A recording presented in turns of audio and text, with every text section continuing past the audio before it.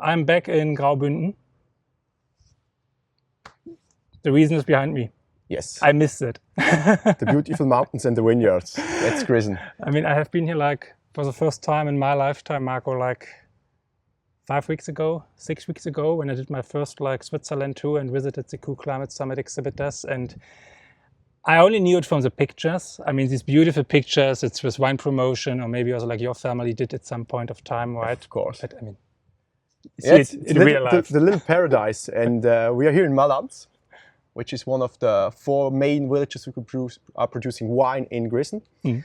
And it's the most southern and eastern one of all these. Mm. And we are quite happy here. It's like a little paradise. We have vineyards, apple trees, and everything is perfect with the sun. So yes, I'm glad you're here today. I'm super glad, and we are here at Lauber Weine, one of the exhibitors at the Cool Climate Summit in Copenhagen, with many other like Swiss quality producers. Yes. And I'm much looking forward actually to this discussion with you, because I think there come a lot of like interesting perspectives on like I do hope so, yes. different things in marketing and like wines and old like grape varieties and ancient grape varieties that you also like have in the portfolio. But Marco, before we dive into that, I mean, we have a set of questions that I ask like every winemaker in the beginning. Yeah. And the first one for you is, if you wouldn't be a winemaker today, what would be the alternative in life? That's quite difficult to say, but as I was in the high school, I always wanted to be a winemaker, history teacher, or pilot. So it's not really the same thing at all, but I'm interested in a lot of things, so I was really open. My mom always tried to get me to pilot or history teacher, not to winemaker. But unfortunately for her, I'm now a winemaker and I love it really. So I did the good choice. And history is always here with us as well. In wine and history is really together, so that's quite nice. So your mom was more like, go for a stable career and a stable income? Easy life, she said. It's the easier life. Do a little bit of wine as a hobby, and being teacher or pilot would be easier, she thought. But passion is here. That's the thing. But so I hear out of it that you might have a pilot license for like small planes, or not at all? Or not yet. We would have like an airport not that far away, but maybe if I have the time. But I was student. Now I'm 2 years not student, so I didn't have the money to do a license. But maybe someday I can do it. Small dream you still have in the back of your mind. Yeah, maybe, yes. Flying over your own vineyards and do some... That would be good, yeah. Would be nice. Beautiful. Second question. Now you are a winemaker, one of the young winemakers. Also, like recently you joined the Vigneron Jeune des Suisses, right? This year, yes. My first year. First year. Young wing, so yes.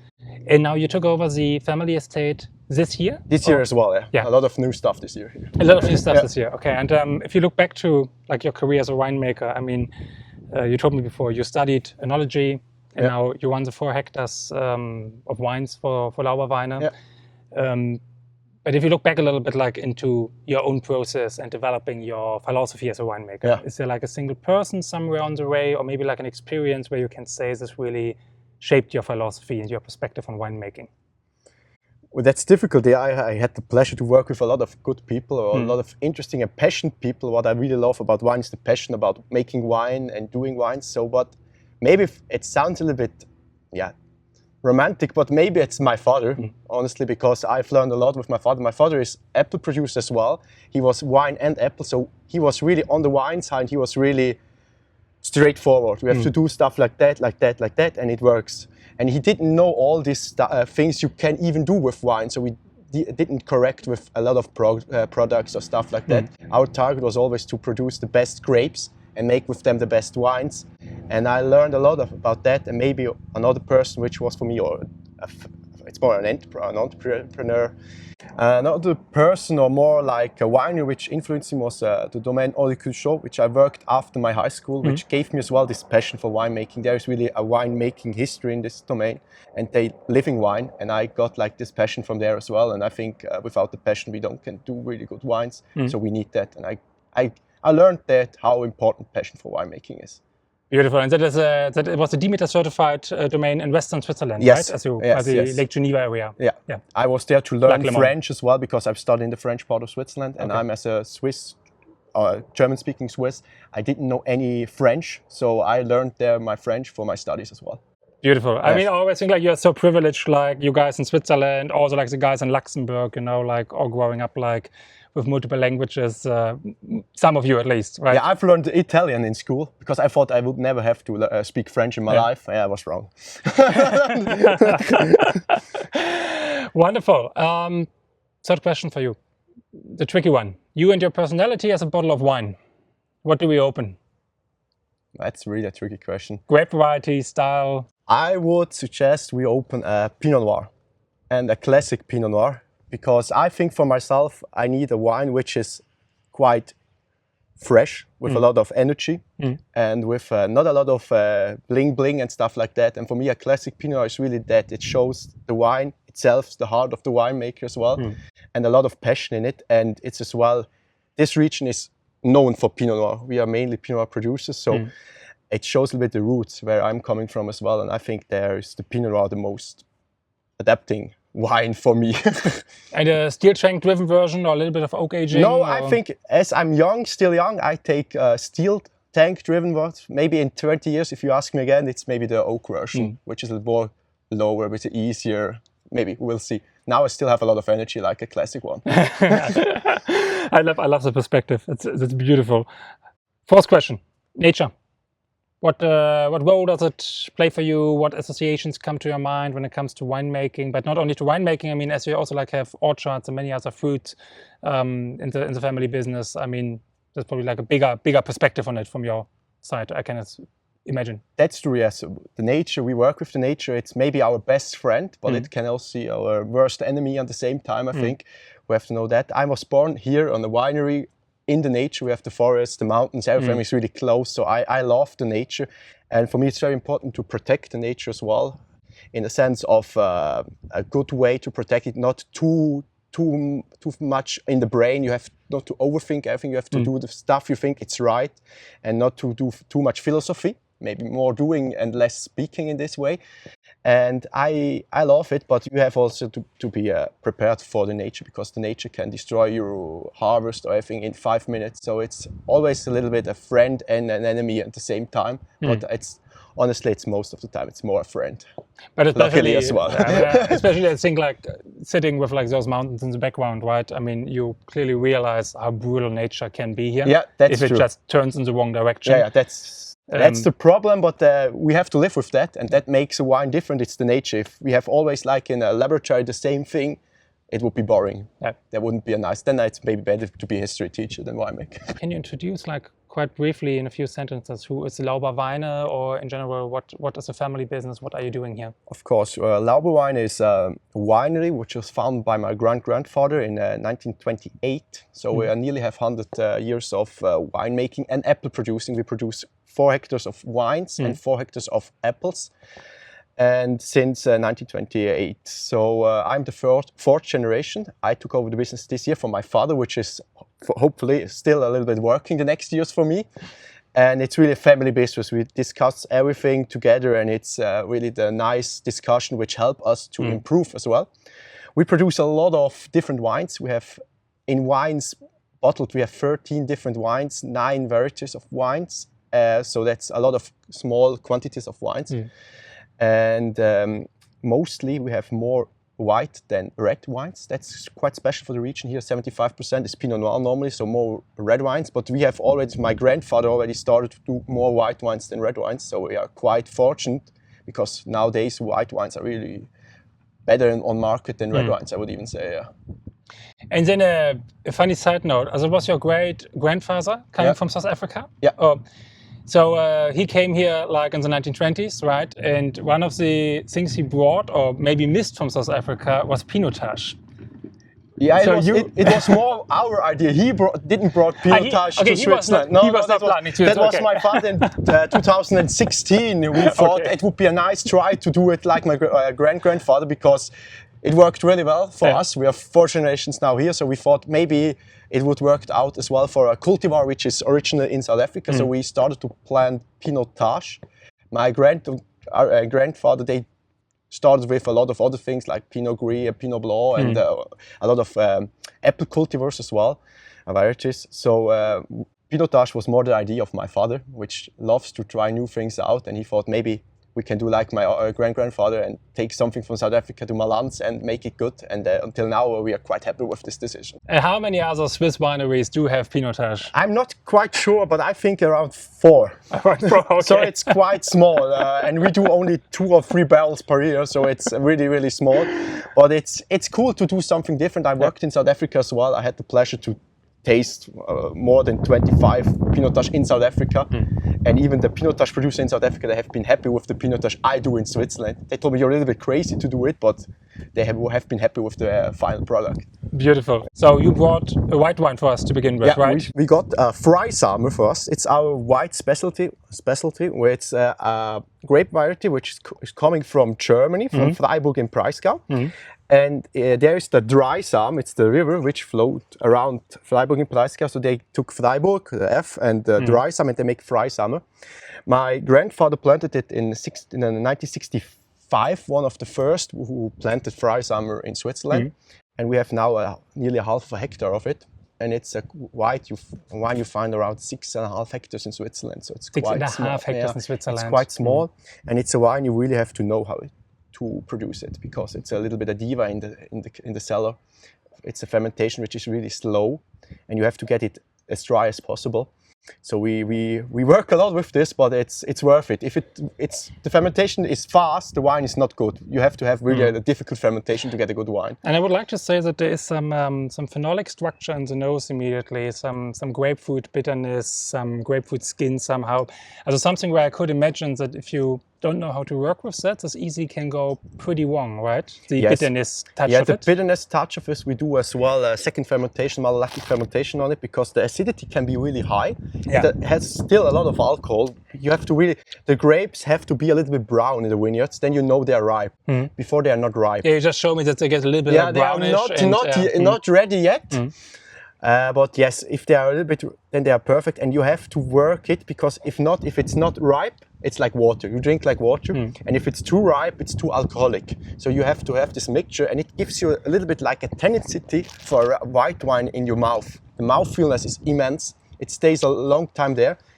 So where are we at the alcohol level here? 13.5, 14 already? 14. 14. It's for cool climate wine high, but you have to wait. It's really, and the grapes are really on health. They're not really sensitive on everything, on botrytis or something like that. So you can wait. You're allowed to wait here. So you harvest them when about?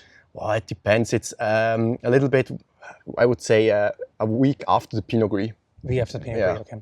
And it's kind of, really, I'm really, let's say, what do you say, surprised by this wine. I mean, it really sets a lot in motion in your head, right? Because, I mean, as I told you, I think the first nose that you get is very much on this like darker citrus side, grapefruit hints. There's like some herbal perspective.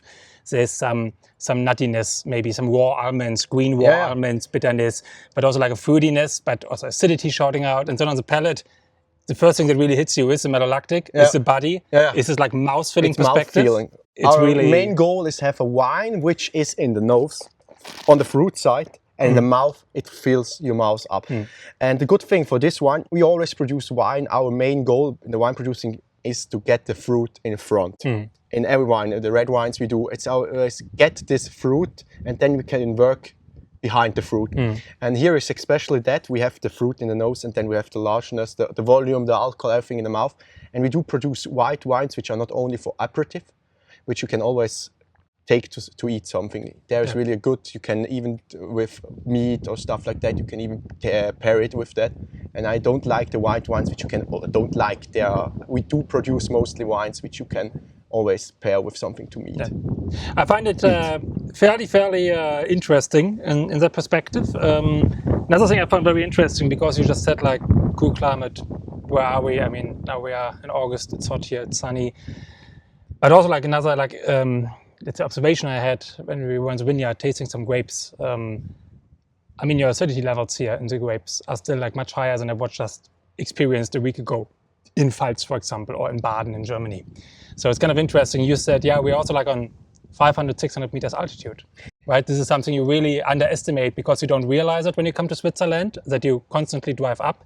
Yeah. We are here at 500 meters, or where are we? We are 550, 580 meters over sea level. And the Rhine is going down always, so you're driving against the Rhine, so you're going up logically. But I think the most important for us here is as well the mountains we have. We see it a little bit there. There's the Calander, quite famous mountain here in the region. That makes like the nights getting cold. Yeah. We have like the warm days, so it's getting really warm here, but the nights can go really cold. Even now we have 25 degrees, but the night is expected to be like 11, 12. And that's mainly important for harvest days. We get this aromatic profile out of the wines with the acidity, which helps to get the wine fresh. And for me, the most important thing as well is leaf work. So we have to now we're getting the leaves away because harvest will be in 2 or 3 weeks. So we take the leaves away. If not, we work with a lot of leaves. We only go to the shadow side. We take on the shadow side the leaves away, but the rest is really covered with leaves. So we get more acidity and more freshness into the grapes already. And the most important thing for us is always to work with great grapes, and then you can do great wines. And like working in the vineyards in general, I mean, what I liked about it was a little bit like the honest perspective that you bring into the game, right? Because a lot of people these days are like asking about organic, biodynamic, and so on and so forth. You worked at a biodynamic estate in Western Switzerland as a Demeter certified estate, but you also like were giving a little bit of perspective about what you took over here. I mean, you have apples.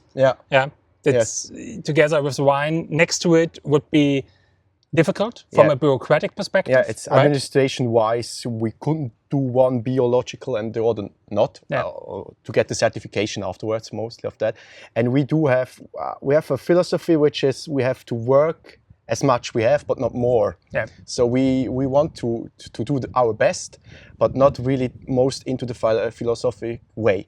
It has its place. I love to taste good biologic wines and good Demeter wines, but we, in our way, think we are really good with the way we do it, and the others have their main goal to do it in other ways. So I think that's the quite interesting thing. But it's always even if you don't do bio or Demeter, the most important thing is you have to respect the nature and work with the nature and what the nature gives you. And I'm here as a fourth generation, and I'm only a person that the whole winery, I hope it's still here in 100 years more as well. Yeah. So I have to protect what I've got to work with for the next generation. And that doesn't mean that I have to have a label. I have to have thinking on the right way and in a way which are looking more to the future and not only today.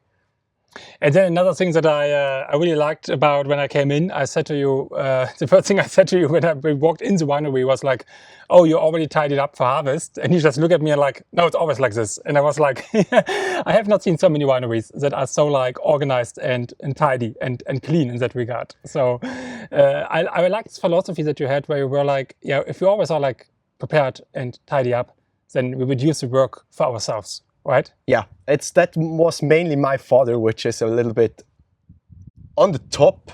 So it's always like really beautiful here. Everything has to be on place. But I do like this as well. And we have here a big event room as well. So we have a lot of guests, and you have to show your winery on the best light always.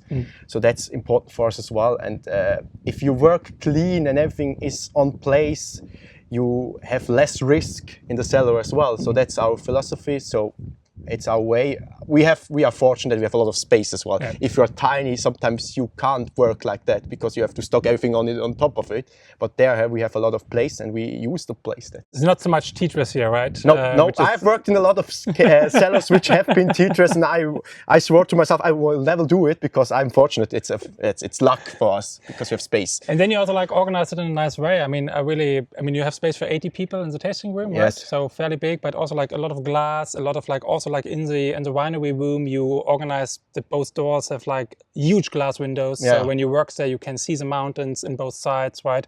So I really like connection to the terroir that you have around here that you created, and also like a really nice positive atmosphere to work in. It's actually pretty cool. Is it like something that you pushed for, or was your father already establishing these things? This room here is 25 years old. 25 years, okay. Honestly, I have to give credit as well to my mother. She was her idea.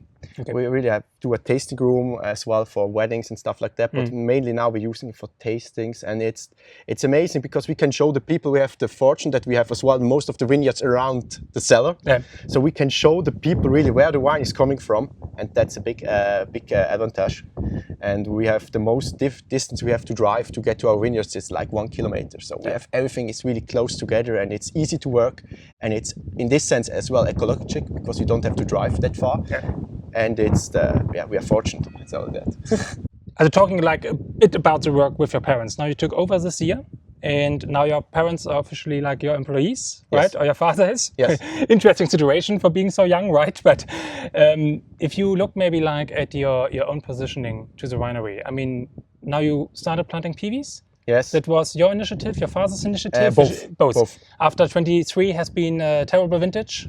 Terrible, not really terrible, but a lot of work. We always get out the right quality, but for us the terrible vintage is if you have to work a lot and if you have to protect the vineyards more than you want, honestly. And 23 was not easy. 24 was one of the greatest vintages in the end, but until summer was quite difficult, like whole Europe, I think it was a difficult thing, or whole Switzerland at least. And so we wanted to start something new, and we planted a little bit of PIWI to try out. And yeah, that's for us quite interesting. And even working with my parents is no problem, because since they know that I'm going to take over the business, it was when I started to study oenology.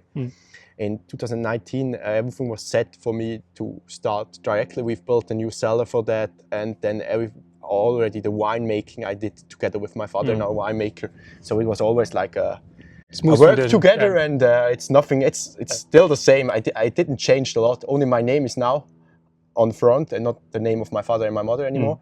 But that's the only thing which changed until now. And what else will maybe change in the future? I mean, you want to go a little bit into export, I assume? I would love to do it, because we are mostly only selling in Switzerland. It would be great.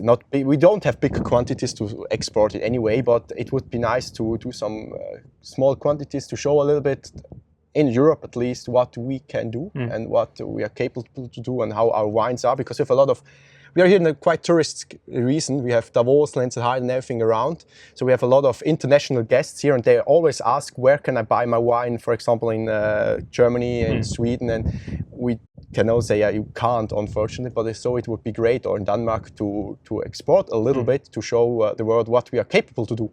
And not only I think the whole region has a lot of potential for that. I totally agree with that. Also, like with other colleagues here from the region that I know and visited, like, and you all know them too, right? Obrecht, Adank, Lampert. I mean, it's some great estates that you have here, right? With really, really good quality.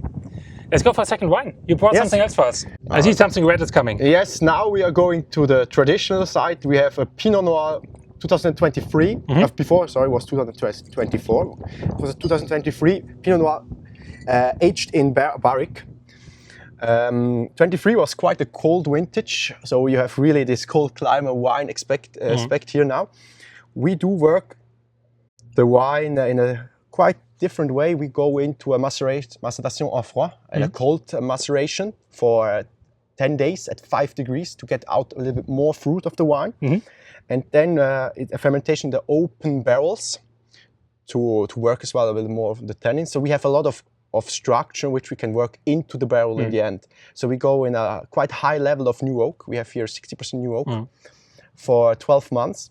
Then we go out of the barrels for 3 months into the stainless steel tank to get the barrel taste or smell out, and the taste still stay. And then we go to a really old filter, a filter à plaque, or old kind of filter, which gives a little bit more of air to the wine, so it's drinkable quite young, because 23, it's really young. We changed the vintage last week, before it was until 22, and so it's still young, but it shows the potential, the pressure, the tension we get here in Grisen for the Pinot Noir, and as well this mouthfeelness, but as well this freshness. It's kind of a very interesting composition, because I mean the new oak, it's like really coming out on the nose, right, in such a Coca-Cola perspective. Not too much on the vanilla side for me. It's really like fresh Coca-Cola, like a little bit rustic, nearly kind of fizzy in the nose, which is kind of cool to see. And I really, again, it's for me, really like again like a contrast, like the wines that you presented before between nose and palate, because it's fruity, it's fresh on the nose, and then you get like, I want to say like a really nice malolactic touch on the palate and a really nice filling body, but still like again it's 13.5% alcohol or something like this. It's really fresh acidity. So I'm really personally surprised by this kind of compositions that you get out there. And I think like what you said before, the cold maceration to begin with, and then the having it in the oak and then putting it back in the steel tank to keep some acidity fresh and alive.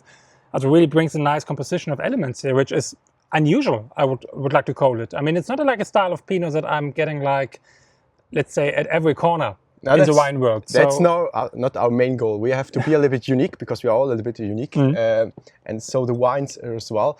For here we have a selection as well we have different parcels with different clones of Pinot Noir. So we really select every year the clones we think are the best for this long maturation and which are better for the classic, more fresh Pinot Noir.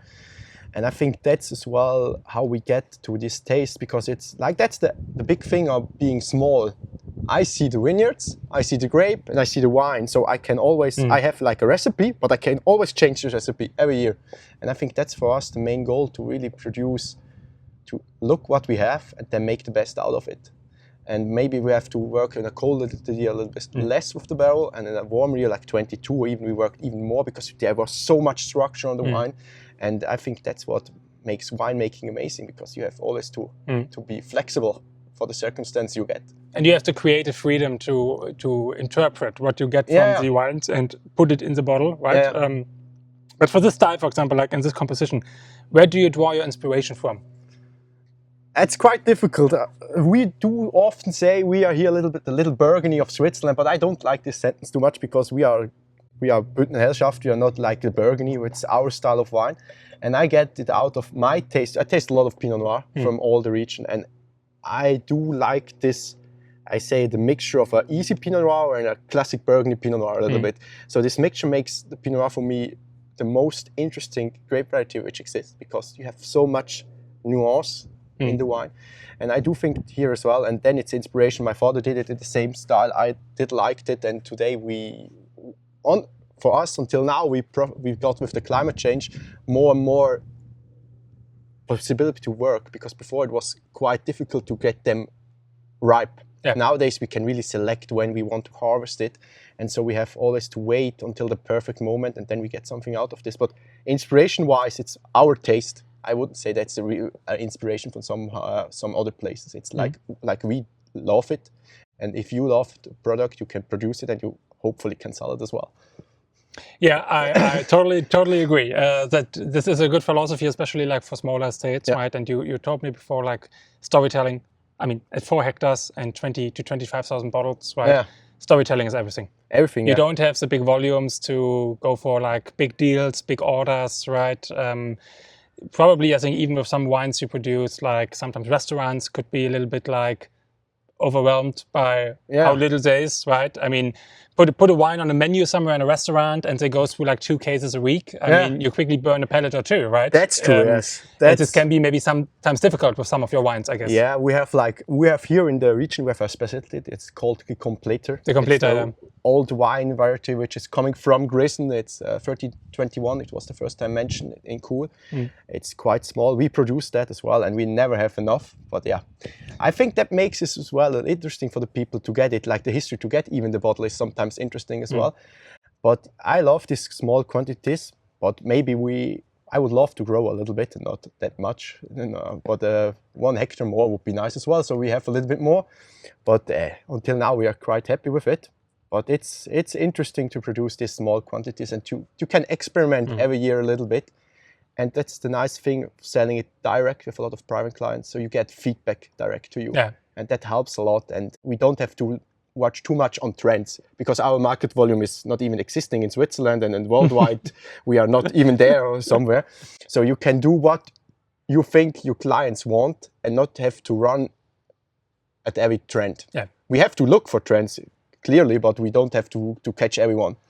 I love that like philosophy and perspective. I mean, it's also like a good bridge to talk about our last question, Mark. I mean, we see you in January at the Cool Climate Summit in Copenhagen. Will be big fun with a lot of other like young Swiss winemakers and a lot of cool activities around. But looking a little bit further into the future than just January, 5 years from now, where do you see yourself in the estate? I mean, some things you, I think, already said, right? I mean, you will keep the old varieties, Completa and so on and so forth. You want a hectare more. Yeah. What else is going to change? Maybe a little. We will see. If everything could stay like it is now, would be great. But life always changes, so we will see. I think we want to change a little bit. We have less apples, more wines. So we're going to get some apples out and plant wines there, because in Grisden is quite strict where you can plant wine vineyards. We are quite limited, and I have still a little bit of potential, but not as much. And I want to sure trying out this PIWI, the Sauvignon Gris, how we get it there. And yeah, I hope that our main philosophy of winemaking is staying the same, because we have a lot of young clients now as well, which like our style, which like as well this a bit grounded perspective of our winemaking style. And I hope that it will stay like this, and that we produce even better wines, because we have still potential. Every year is a new challenge, and I hope I have in 5 years the same motivation, maybe a new barrel cellar. That would be nice. This one is a bit small, maybe we're gonna change that, but all the rest I hope it can stay as it was. So the usual complaint of the winemaker, despite you said in the beginning you have very generous space, it's never enough. Not the barrel cellar. The whole cellar is quite big, but the barrel cellar is more for show. It's quite small, honestly.